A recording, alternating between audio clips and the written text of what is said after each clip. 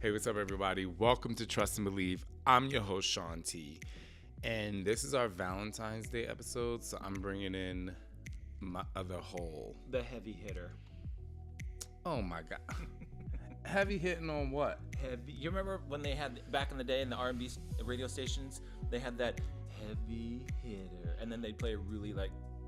Somebody is showing their age today. We got White Plains over there. Anyway, welcome to Trust and Believe. Today, we're going to enhance your ability to trust and believe that even in a relationship where your husband is 18,000 years older than you, no, I'm kidding. We're going to enhance your ability to trust and believe in the fact that love just shouldn't be celebrated on one day, and shit goes down in relationships. Whether it's brand new or whether it's old like you. I looked at Scott when I said that. Get ready to trust and believe. Somebody say hell yeah! What's up? He's better than Oprah. Come on, y'all. This is Shaun T, and it's time to trust and believe.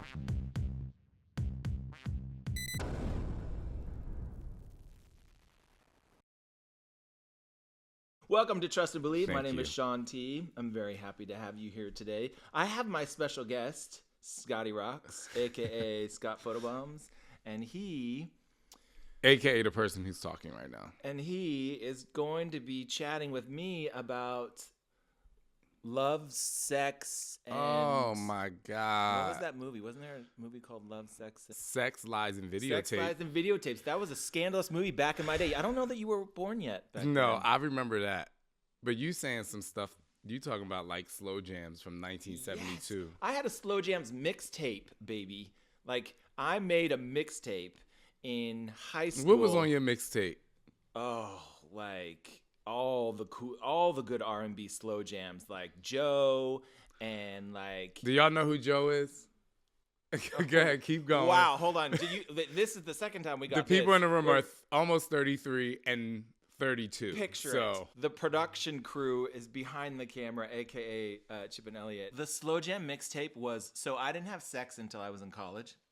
Oh, my God. However, I dreamed of having sex. I don't know with who. What? Well, actually, I knew it was going to be with guys, but I was forcing myself to This be is straight, what happens so... when he comes on the show. You never know where it's going to go. So I made a mixtape so that one day if I ever fell in love and was going to have sex, I was going to push play on the cassette player and the mixtape would start and it would be like fireworks and it would be...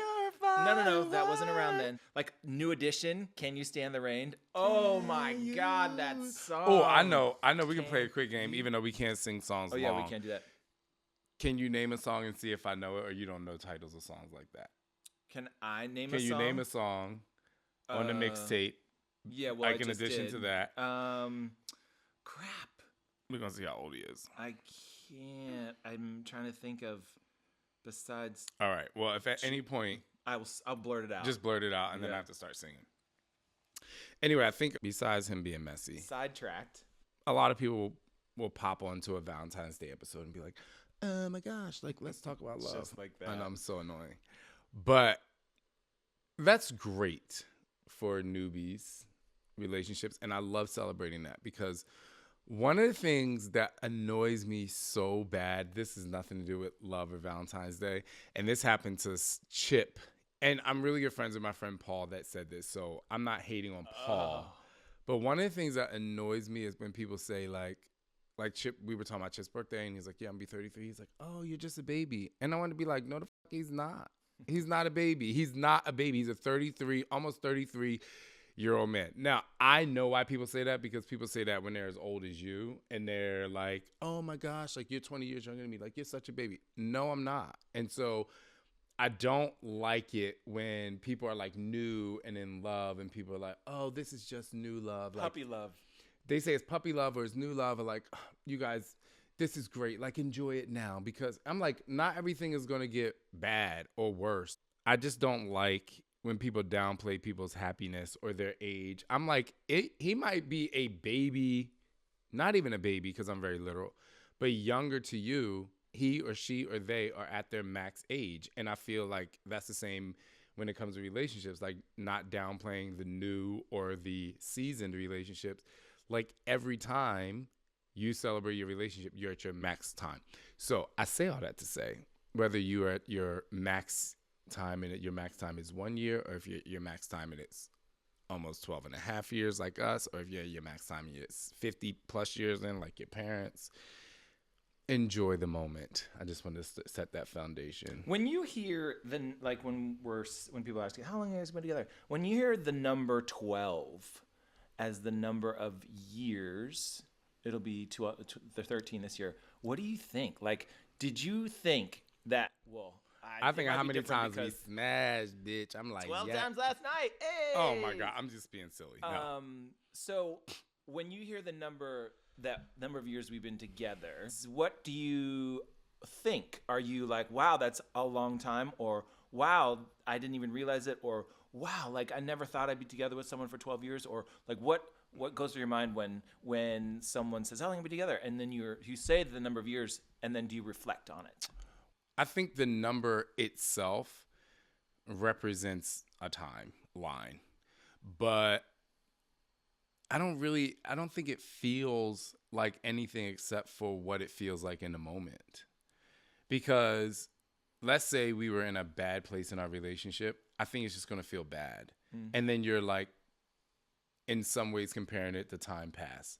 I remember when, oh my gosh, and we were so in love. Like, we don't really talk in past tense like that. Actually, we do. We talk like that before kids. It's like before kids and after kids. Facts. You know, so the time for me it represents like what it is now. Even if we had a tough time having kids. That was like our 5-year stint of like, this is like a stressful time. I don't harp on that as a part of the entire experience. Or even if we weren't doing well right now, it would be, I think that's what I think about, which I think in turn, what I'm saying is I stay really present in the moment, because if I go too far ahead or I get too stuck in the past, then I can't work on what needs to be worked on or enjoy. So right then now. do you ever recognize the work and the accomplishment? I don't, and this is like, I don't know if that sounds really bad. No, it's what you do. But I think that actually my bodybuilding coach, Justin, and I were talking about that today, because he said his wife asked him to go to a couples camp at their church this week. And I think she assumed that he would say no because he's super quiet. And I was like, wait, this guy is super quiet. He's wonderful. I was like, so does it really stress you out to like get in front of people if you have to share stuff in front of a group of people? He's like, oh man, he's like, it is the worst. His voice barely gets above like a 3 decibel. Yeah, he talks super soft. So you don't recognize the work. Right. So my point is, I said all that to say they've been married 10 years. They've been married 10 years? Yeah. Oh, wow. Just like us. They've been married like 10 years, a little bit before us. My whole point to that story was we were talking about how even though she asked him to go to this couples camp, it's not because anything bad is happening, and she assumed he was going to not want to go because it made him uncomfortable, but he was like, I'm going to go because it does make me uncomfortable, because he thinks that's how you grow. My whole point to that, I think, because I kind of went on a little story. You asked me about the work and all that stuff. Do you ever recognize the work? Yeah, I just don't. I think that in that story, by him saying, yeah, like it's like tough, meaning like it's tough for him to want to do this thing, but he's like, I'm going to go because it's uncomfortable for me and my wife asked me to go. And we also talked about the work it takes in relationships, and I don't know what they, their evolution of their relationship was, but for me, I just can't give that too much energy. And believe it or not, there's a combo of people that kind of like help me get there. I think I would have harped on it when I was younger, before therapy. Harped on what? Like the work, and like we went through this and we went through that and we went through this, like all the work. I think I don't acknowledge the work because it takes me back maybe to a time that I didn't necessarily enjoy. And if I work through it, I'm fine. So here's something really interesting. Your calmness is like, obviously has rubbed off on me, which I'm kind of happy about, but also like being wild. But, when it comes to my temper, I guess my impatience, because I don't really have a temper like that, but my impatience. You know, it's funny, over the last 18 months, that little chip that floats around here. Because sometimes, yeah, I'm talking to Chip. He's giving me an eye. Seeing him in a relationship with Elliot, too, which is so funny because Chip turns into Chris. Kris Jenner. He turns into Kris Jenner when he gets pissed off. Not at us, but at people who try it. But seeing him in a relationship with Elliot, like, Chip is more like, okay, like, you're stressed out. He's like, okay. And he finds humor in it. And I was like, oh, you know, that's like really funny. And I think that I interpret all that and I put it into my own calculation of how I'm going to feel about the relationship that I am at the moment. And I think I value the fact that we've never been in a place of, do I want to be in this relationship or not? Or is this getting too tough? And then I realized, you know, the old adage, like, don't sweat the small stuff, because at the end of the day, it's small stuff. I'm going to keep going with this question. When I said, do you ever recognize the work? Did work have a negative or a positive connotation? It's just empty. It's like, it's empty calories. Interesting. I think the present moment is the reflection of the work, right? Mm-hmm. So I look at it like, you know, we've done a good job. So maybe I recognize the work, but, you know, even when you try to cuss me out or whatever. When was the last time I cussed you out? You let me have it sometimes. When was the last time I cussed you out? I believe that happens in return, like in reverse. I don't ever cuss you out when I'm mad. I don't cuss you out. I cuss you out when I'm being sarcastic and annoying. I'm like, bitch. But I don't really cuss you out when I'm mad. I express my emotions when we're in an argument. So back to the work. As you know, I'm 236 years old, and over the years, I've realized something about myself, is that when I was younger, I was in the hamster wheel. Like, I needed to do the best that I could do and achieve all these outstanding goals. And once I got to those goals, I had to get to new ones and next and next and next. And, you know, whenever I was training, I always had to run faster. And so I realized at some point I couldn't run faster. And even no matter how much work I put in, there's going to be a point at which I won't be able to be better than I was the next day, because I'm already the elitist of what I am, right? Mm-hmm. So I felt that when I got to that place, I was like, well, what do I have? Because I've been so focused on the carrot, if you will, like I didn't have anything. I mean, I had all these things, but I never recognized it. I never acknowledged the work that I put in.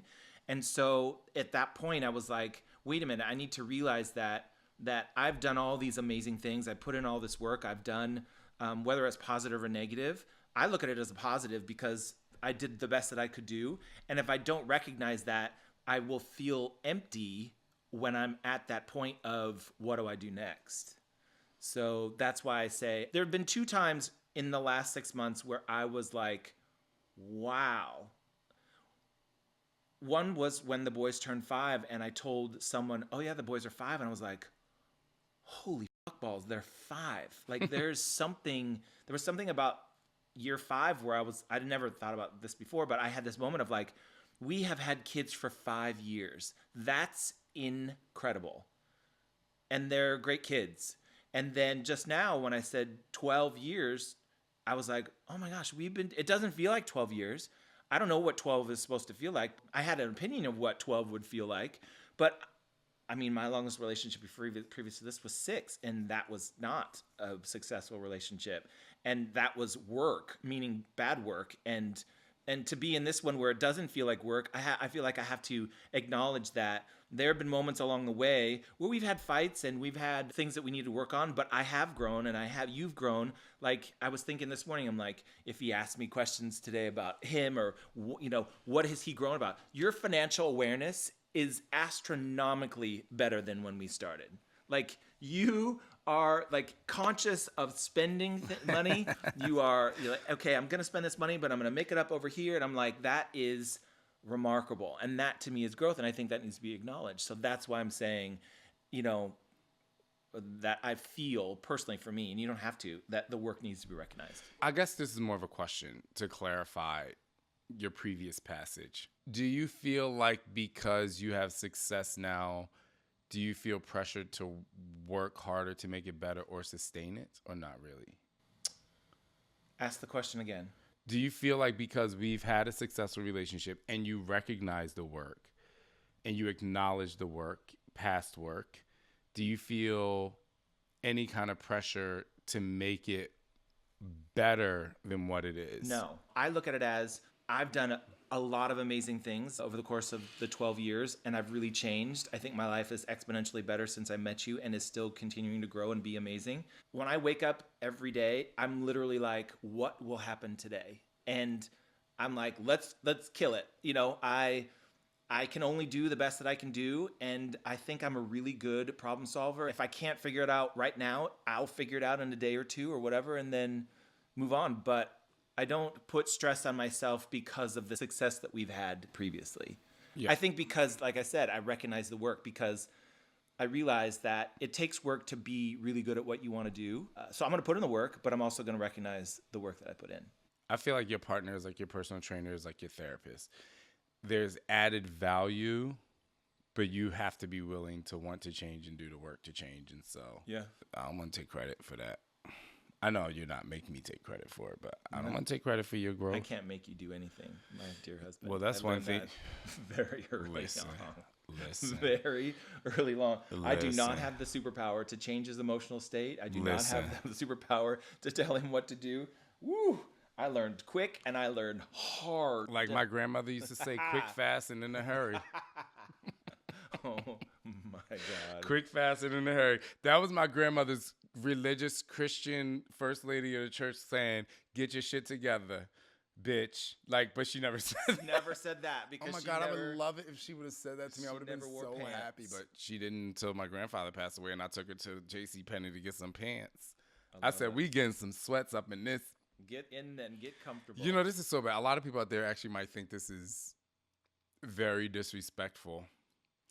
But I remember my grandfather passed away. I would like try to get my grandmother to curse and like do that stuff. And you know, she would laugh. She never would do it This before. is Shaun. He is the biggest pot stirrer. I swear to God. I was like, he come is on, my poking mom. the bears. I'm like, come on, my mom. Like, just say one word. Did she ever? I don't know. I don't remember.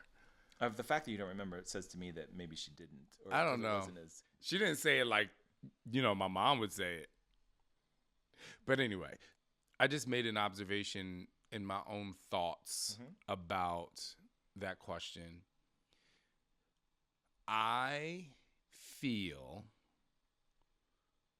the same about these two things when it comes to success. Success in relationship and success in my career. I just realized I respond to the work in that the same way.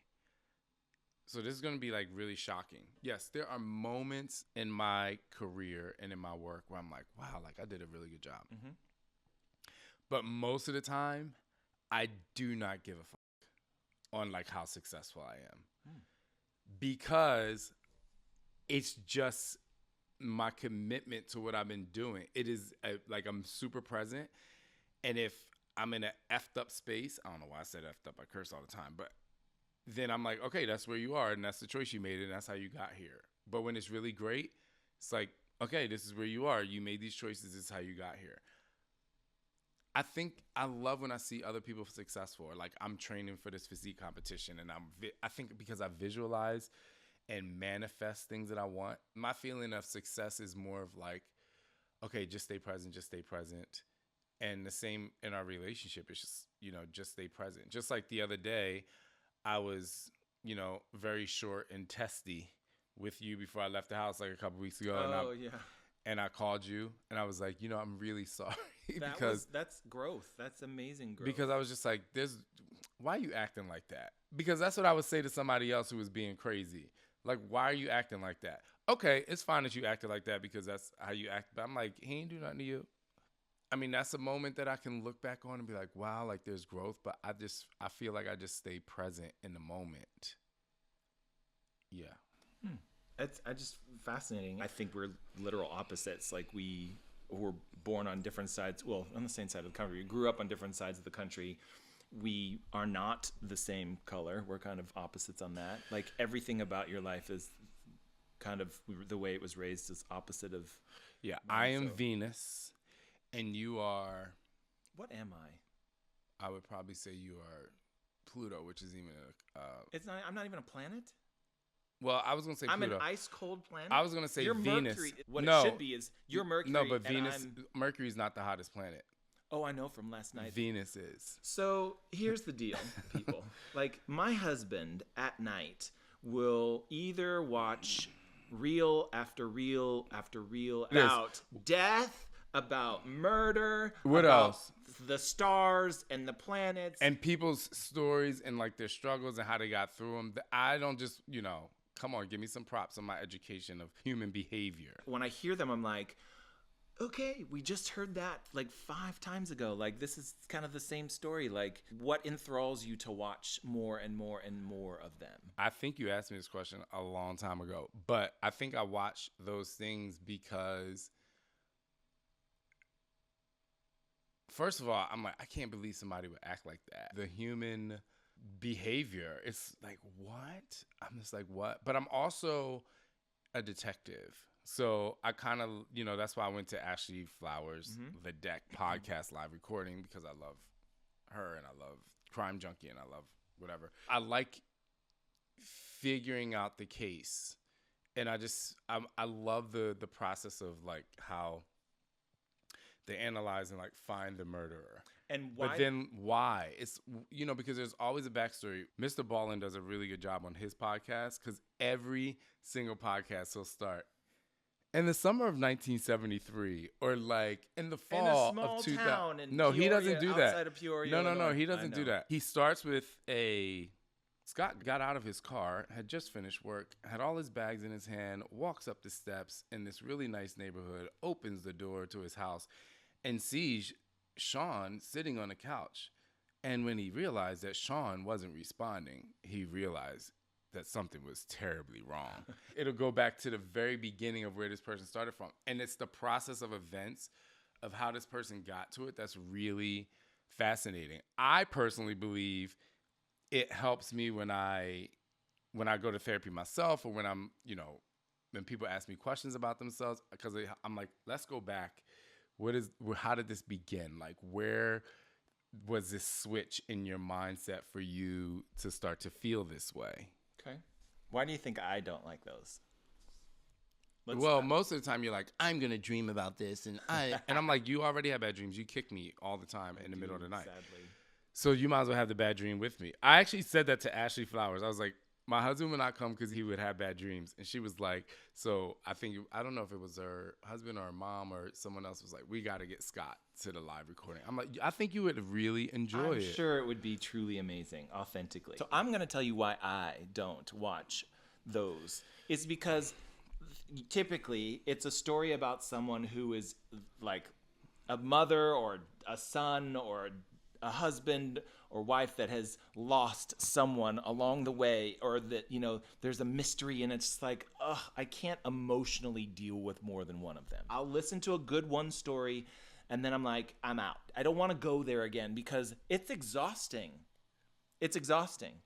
And I don't have the mental fortitude for that because I have to love my husband and I have to love my kids and I have to, Seeing these couples, take out life insurance policies, and stuff like that I on still people. gotta get that on you. Because, Scott will send me a text message and be like, hey, like, did you get a text from my bank? I had to like get into your account. And I'm like, my first question is, did you take out a life insurance policy on me, bitch? Not yet. It's coming. The crime junkie way is be rare, be rude, stay alive. Stay alive. So I'm going to ask you, if you keep asking for my bank account info, I'm be like, I already I'm know just it. doing check-ins. I have it memorized. I'm just doing check-ins. Well, you need my PIN number for me. You told me that we had to do this podcast. Did you have a question or any sort of thing prepared that you were gonna surprise me with? Absolutely not. You were just gonna look at my beautiful face and talk the No. entire time? I mean, yes. I just wanted to do a quote-unquote Valentine's Day episode that wasn't necessarily about love, and it's just about how we process things differently, how we are different. You asked me about struggles. We actually process struggles differently. Yeah. And, I think that there was one thing that I did have. Okay, so this is so interesting. I pulled something in my back the other day while I was working out. I'm getting old. And so I had to go get a massage. So I meet the guy, my massage therapist. He was really great. I really liked his look. He had like super long dreads. He was just like very eccentric and acknowledged it. And I was like, you are my kind of people just because you're different. We just talking and I was like, yeah, my husband. He's like, oh, you have a husband? Like he was really shocked. Shocked? Are you shocked? Are you shocked? So I was like, yeah, I have a husband. We talked some more. And he was like, blah, blah, blah. And I was like, yeah, I have 2 kids. He was like, you have a husband and 2 kids? Like he was really taken aback. I mean, he lives in California. He works at Equinox West Hollywood. Like he knows the gays. So it's not like but he was just really shocked and like intrigued. And then I told him we were together for over 12 years and he was really shocked. He's like, what? And then we started talking about relationships and he was like, we just started chatting. He was like, can I tell you something? And I'm like, yes. Here we go. I'm like, I'm going to get a story. So then he told me he is polyamorous. So that's like me and you are together, but you wanted to date other people. Yeah, got it. Yep. So, he's like, I'm polyamorous. I was in a relationship before. She acted like she was okay with it, but she wasn't. And now I'm with a woman who like celebrates it. And then so I was just like, what is the joy of that? But from his perspective as a 29-year-old, and he was just like, I think the ultimate form of love is when your partner is happy that you're doing something or being with somebody that makes you happy. Like this person is his main person, but he can like go out with her friends if he wants, or he can find, whatever. So I just thought that was really interesting. So then we started talking about this idea of love and how love, and not necessarily is unconditional, but like, do you think true love is seeing the person you're with happy even outside of yourself? And then I went back to the moment where when we met after a couple months, you were like, I'm going to need to take my friends told me I need to take 6 months. I sounded just like that. My friends told me I need to take 6 months to be by myself and then I can decide. And I was like, be nice. I was nice. Be nice right now. I'm done with your voice. Impersonating I could have did a worse one. What was worse than the one you just did? Well, no. I could have did that, but I didn't. I softened it up a little bit. That's very nice. So anyway, so I was like, yo, well, I definitely want to be with you. I'm like, listen, you're not going to be happy with me if you're not happy with the decision that you're making to be with me. And I remember I gave you a little note, and I remember going to Whole Foods in Union Square. I was with Darren, and I had like let you go, like the doves. Yeah. I was like, I'm completely fine. I was like, I'm not going to cry about this or whatever. And I let you go. And you came back to me later that night. It was a life-changing moment for the both of us. Yeah, but my whole point is I realized that the foundation of my love for you is like, you literally have to be happy. And I believe that there are some times where I'm not capable of bringing you that joy or happiness. Just like generally, like if I'm sad that day, I'm like, go live your best life. Yeah. Go do what you need to do. Like go on a vacation, go to Vegas, like go do you.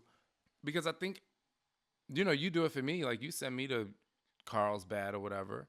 We've never had that, I need a boys' weekend or I need a girls' weekend. Like me and Jessica has gone to Vegas. It's more about, because there's some things like, I'm like, I don't want to be a part of that unless it's me and you. And so anyway, I like seeing you happy. I also like it for myself. Because I did say to Ashley Flowers and Kate, Scott would never come here with me, and I'm okay with it. I know. I'm totally being silly. But I want to finish. This is where I stirred a pot. But I was like, yep. But I go to RuPaul's. I go to drag shows with him multiple times. I fly him to Tel Aviv. However, I don't watch the show with you though. I don't watch the show with you, but I go to the live shows because I love the key. I really don't hold it against you. Had I been invited to Los Angeles, You would not I have would gone have to totally that show. gone to that show. I know how much you love. It would be super cute to see you meet Ashley Flowers for the first time and be like, my babyballs is like in heaven. I was in the heaven. same way I was, meeting Laganja and Laganja Stranja. yes, and Alyssa And Alyssa Evans and Shangela. Shangela. It's like it's our little fun things that take us away, of reality. I know you would go. Maybe you can go to another one with me. Oh, I'm busy. But On my schedule. but there's also like, when you watch the show, like when you sit down and you watch RuPaul's Drag Race, you don't want me in the room because I'm gonna be like, I know you want me. I know you want, Yes. but I don't want to be in the room, and that energy is gonna it's gonna filter off on you. I authentically think if you watch, I have watched it before with me, but I have watched it. No, I know. I'm just saying this wall that's been put up about Drag Race. No, There's a lot of great stories there. There's I love Drag Race. I love RuPaul. I love the performances. I love the lip sync battles. I don't like the workroom. Yeah, it's just too much for me, Yeah. and I don't want to watch it. I got it. But I love many, many, many drag queens. I love seeing them perform. We've been to the Vegas show twice. I took you to Tel Aviv. I went Cobalt in Phoenix. We went to Cobalt. Joey J. Did you know? I go. I Laganja. support the queens, honey. I would even dress in drag and slay the game. But I don't know. It's just like that. Okay. Well, I appreciate the support. Anyway, I'm not really sure where that show went, but it was fun. I think it was about, learning and discovering. Like, I was intrigued about the work for you because we are humans. We've made a lot of choices over the course of years. We're successful. We are where we are because of the path that we're on, right? It's curious for me to understand how and why you process things because I like to learn. I like to be like, oh, well, maybe if he does it that way, I should try it because I'm constantly trying to become a better person. And so that's why I'm intrigued to learn more. Yeah. Well, I appreciate you guys showing up for this Valentine's Day episode. I'm so happy it's over because the mint has worn off. Oh, no. I'm just kidding. I'm totally kidding. He actually wore off like 30 minutes into No. I'm totally joking because I want everybody out there to see that I'm a pot stirrer. Yes. There's nothing wrong with his breath. He didn't have any problem with my breath last night. Oh, my God. So we're going to end the show there. Seriously, thank you guys for joining. us. And thank you for just loving him And for who he is. And regardless of where your relationship is at the current moment. whether you are in a relationship in a moment. Yeah, but for those of you who are, or you're about to be. Whether you process your relationship like Scott and your, wins along the way, or if you process it like me and you're just in the present moment, living your best life, just do you. And I think at the end of the day, what they heard here a lot is that we're very different. Yeah. And I think that's really, really cool. They say opposites attract. They attract because there's something intriguing about the other person's brain. A lot of people make those moments of turmoil when really there can be moments of growth. So hopefully you can trust and believe in yourself first, trust and believe in your relationship second, and trust and believe in who you are. You're saying that I'm minding my business. I just want y'all to have a great day and I hope we put a smile on your Yeah, face. I didn't know how to finish that show, but I love y'all. Peace.